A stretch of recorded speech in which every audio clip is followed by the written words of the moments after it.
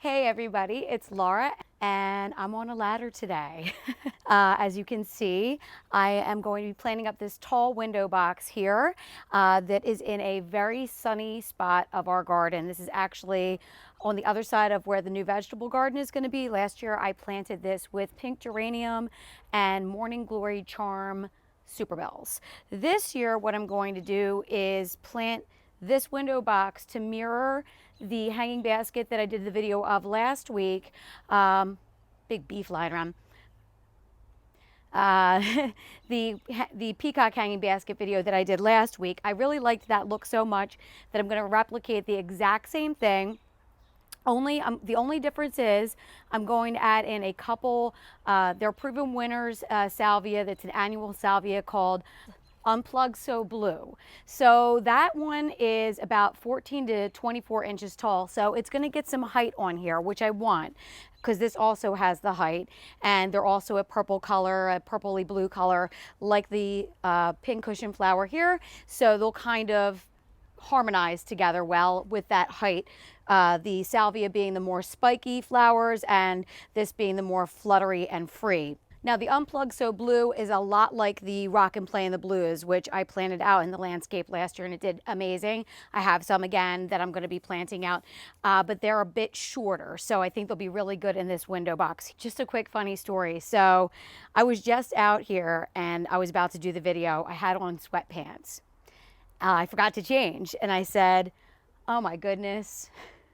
We're in such times now where I'm about to do a video in sweatpants. Okay, not that there's anything wrong with that, but it's almost like putting on the jeans is effort now, like putting slacks is for going to the office. It's become that. So I decided to dress up for you guys and put my jeans on, so you're welcome. Before I get to planting up this window box is 60 inches. It's in a good full amount of sun, especially hot afternoon sun, so all of these plants that I'm planting today will be good in this location. This window box is by Mayne and I got it from Lowe's. A lot of people think it's black. It's a dark hunter green. I got actually this same exact window box for our other side of the house, which is mostly shade. It's got that beautiful magnolia tree from my neighbors kind of canopied above that. Before I get to planting up this window box, I just wanted to let you know it's on drip. Here's my little manifold kind of thing I rigged up here. It's worked out fine. It's got 3 emitters, as you can see, and it kind of branches off. But what I am going to replace it with is this. It's Dig 1/4 inch drip, and it has the emitters, however often, let's see. Every 9 inches, the emitters are on this.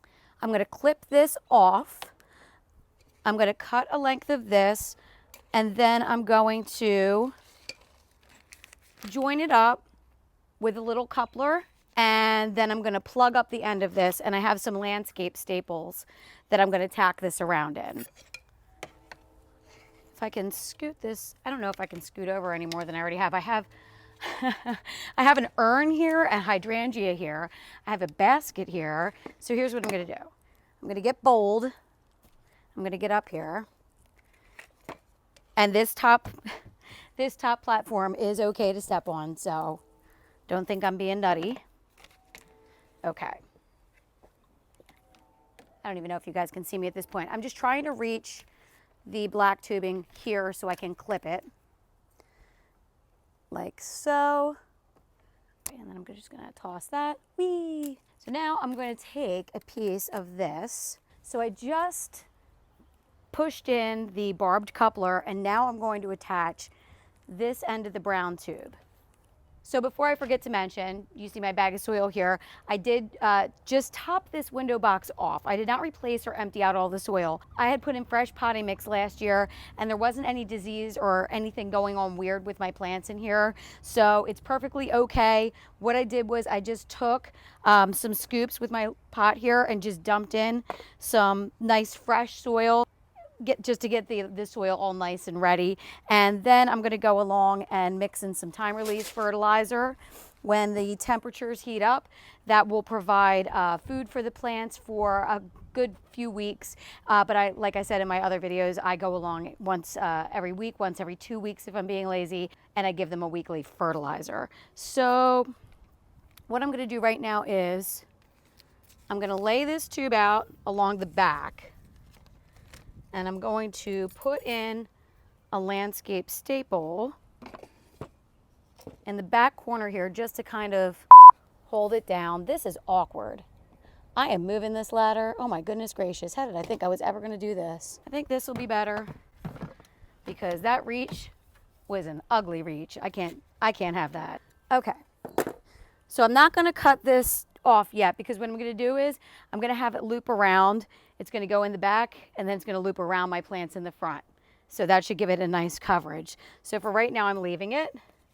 Taking another staple, I'm going to put it in the middle here to just hold it along the back. Oh, I should mention this window box is self-watering, but if I'm being honest, I don't love self-watering. I have problems with it. I don't really care for it.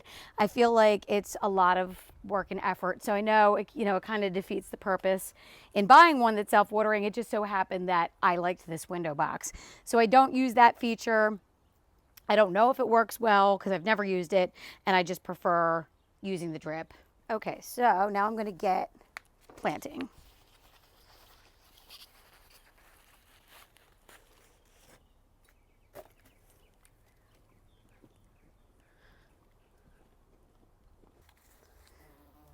Oops, I'm sorry. I just bothered that bee.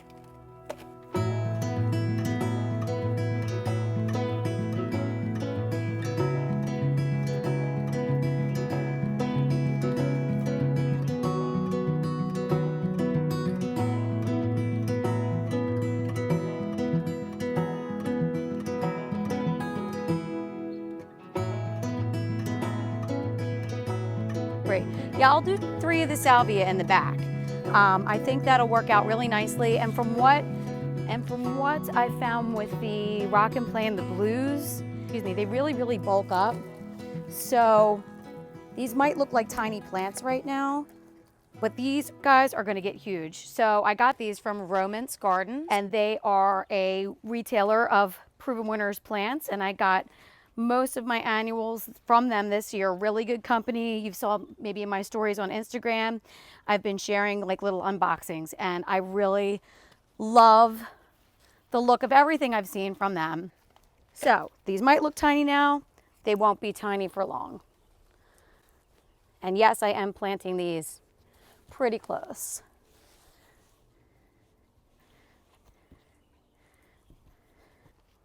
Save my plant tag for later.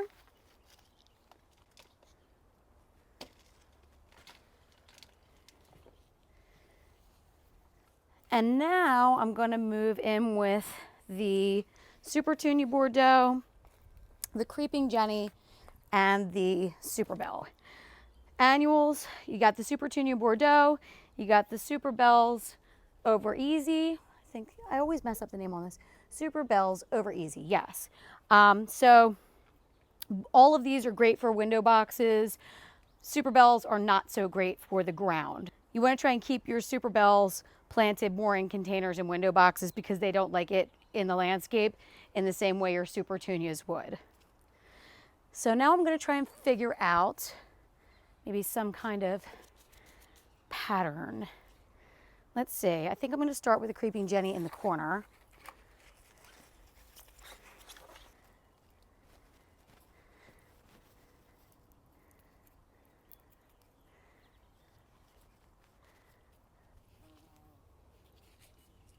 I'm absolutely loving all the buzzing. I don't know if you can hear it. You probably can. The mic might be picking it up.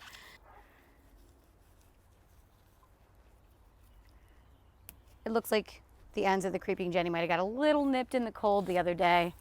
So I'm just breaking off any little rough pieces I see there. And as I've said, the Supertunia Bordeaux is my all-time favorite. I just love it.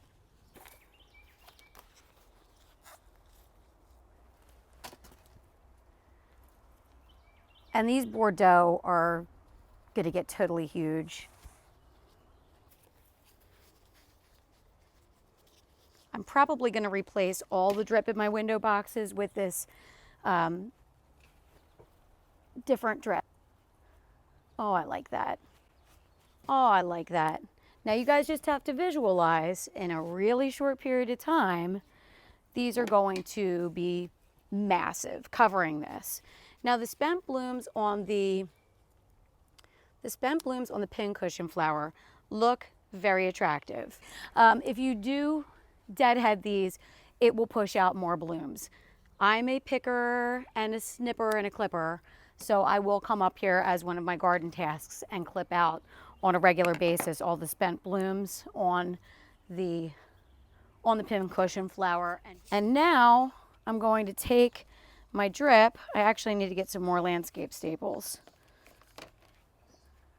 So I'm going to run this along the front, in front of the plants.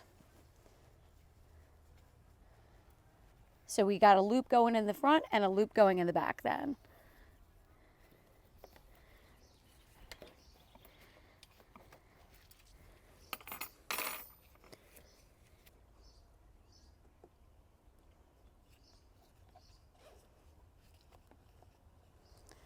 I truly don't know what I would do without the drip tube.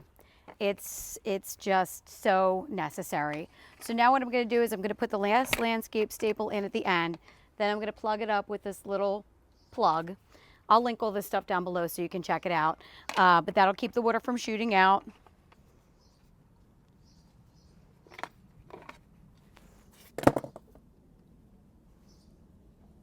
I'm old, but if any of you guys are familiar with Captain Kangaroo, my brother texted me asking me a garden question the other day and he called me Mr. Green Jeans. That kind of cracked me up.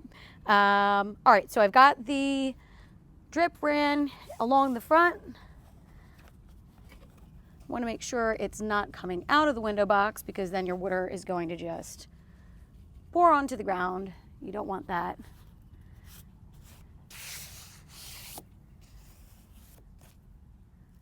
No deadheading required on the Superbells or the Supertunias. Deadheading required on the pincushion flower if you want to produce as many blooms as possible.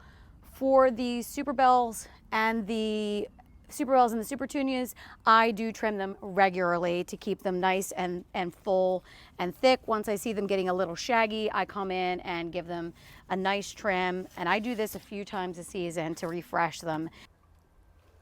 And now I'm just going to water these in.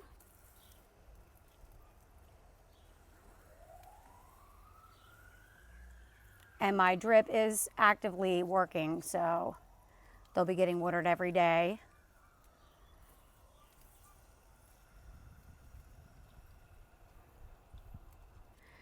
Okay, well that's it, you guys. I hope that you enjoyed this video. This is one less thing that I have to do now in the garden, which, you know, checking off the list is always a really enjoyable thing to do, especially when you're working with such beautiful plants too. It just makes my heart happy to see all these beautiful blooms again. So if you enjoyed this video, I sure would appreciate it if you give it a thumbs up. And if you really, really loved it, consider subscribing. And I hope to see you in my garden the next time, guys. Thank you so much.